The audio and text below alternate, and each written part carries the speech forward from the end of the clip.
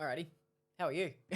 I'm all It's good, dude. It's good. How do you actually get into the music industry? So I know you were started as a journo, and that's all I really know. Yeah, well,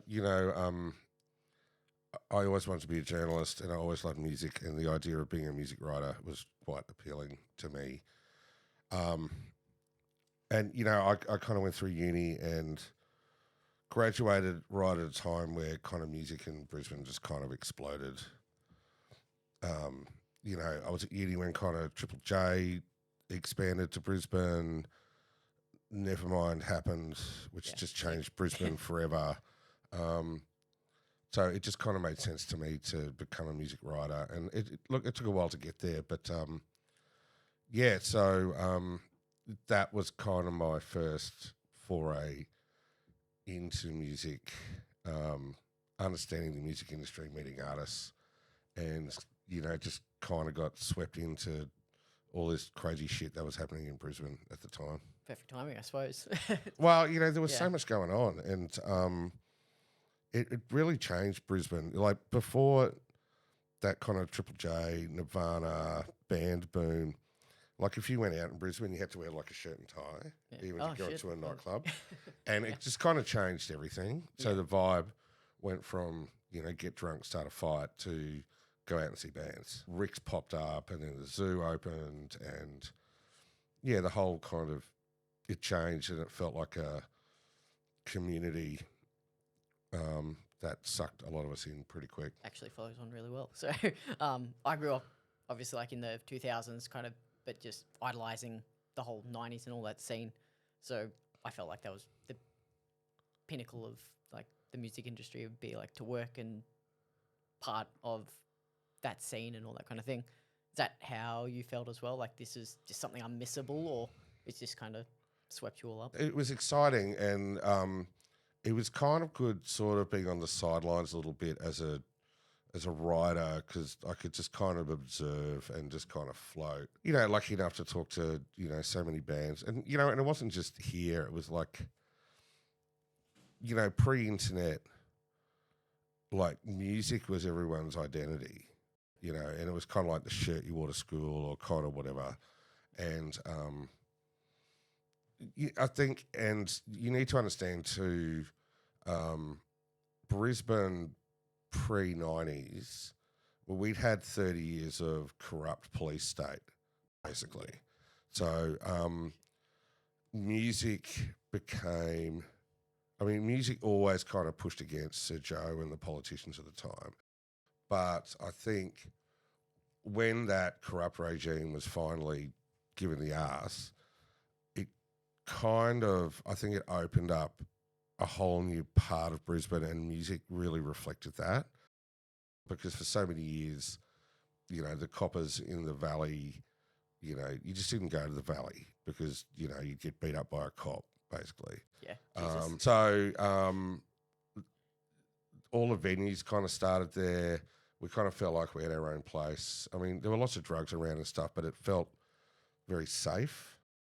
Kind of almost safer than it is now in a way. There wasn't violence. It was, people go drink some beer and watch some bands and stuff. Yeah. You're going out for the right reason. People weren't just like taking advantage of like a party spot or anything. Totally. Yeah.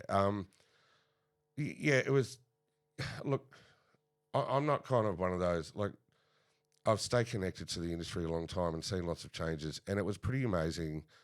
I think from the sense that people just, I don't want to sound like Scott Morrison, but people just had a go. So, like, Jock and Seed started the zoo and didn't have a fucking clue how to run a venue. Yeah. Paul Curtis started managing Regurgitator, didn't have a clue how to manage a band. So everyone just kind of figured it out. And if you didn't know what to do, you asked someone, and people would always help you out.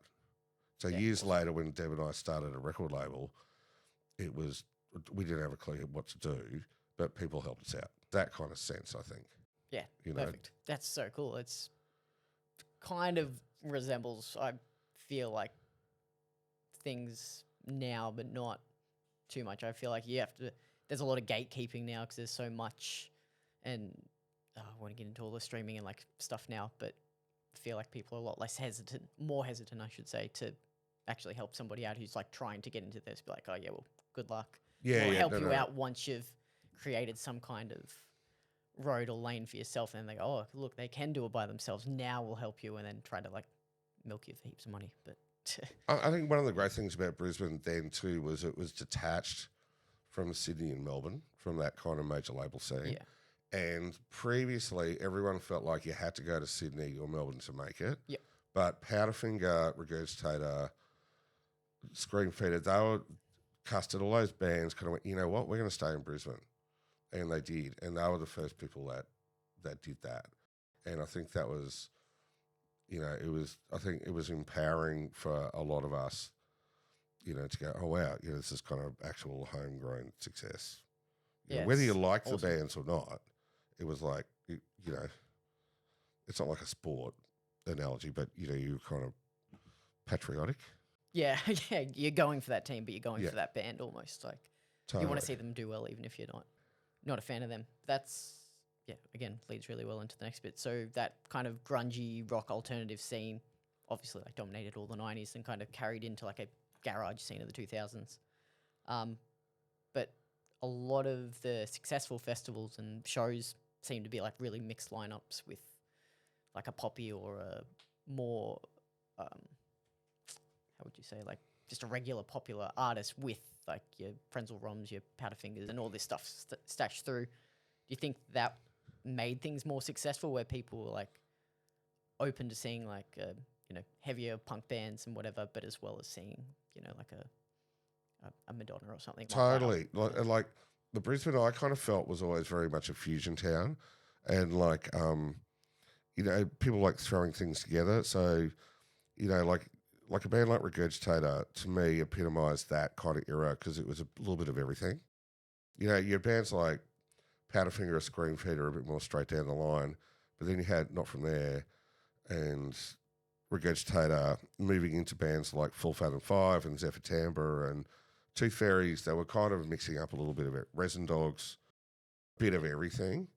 I mean, like when we first started actually playing gigs years later, like we started as like a folk duo, but we'd play supports for like Blowhard, all these punk bands, and people were totally open and receptive. Like we'd be going, what are we fucking doing here? People, I think, kind of, if you have like 5 punk bands on a bill and you got like an acoustic folk thing in the middle, it's actually a bit of a breather. Yeah, that's it, exactly right. Like I suppose you compare that to like the hardcore scene now, where if you have 4 hardcore bands, it's just so much like violence and Too much. It's way too much. Yeah, exactly right. In terms of the festivals, I think particularly Livid in Brisbane was so well curated in terms of the acts they brought out and the Australian acts they supported.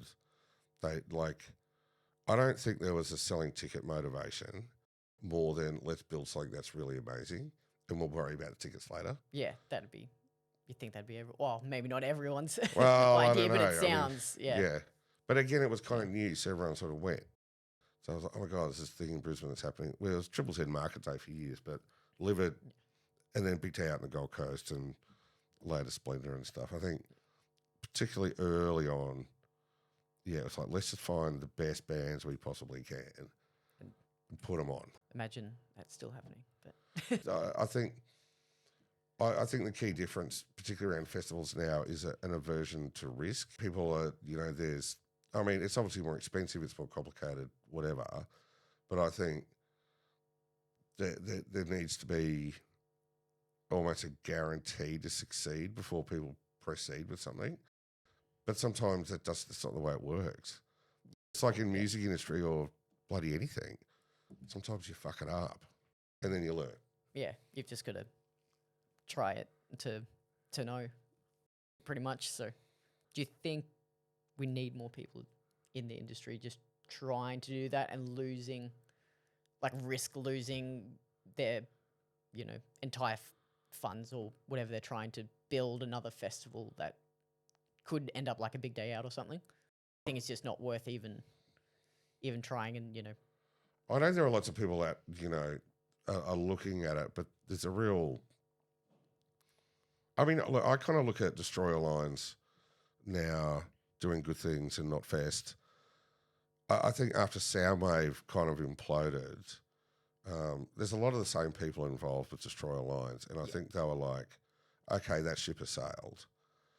But they kind of gave it a bit of time and gave it a shot, and I don't think there was any guarantees because I think a lot of that audience got burnt by Soundwave. The people behind Good Things in particular were like, oh, geez, are these people ever going to come back? So I think there was a huge risk. I don't think any business makes money for the first few years.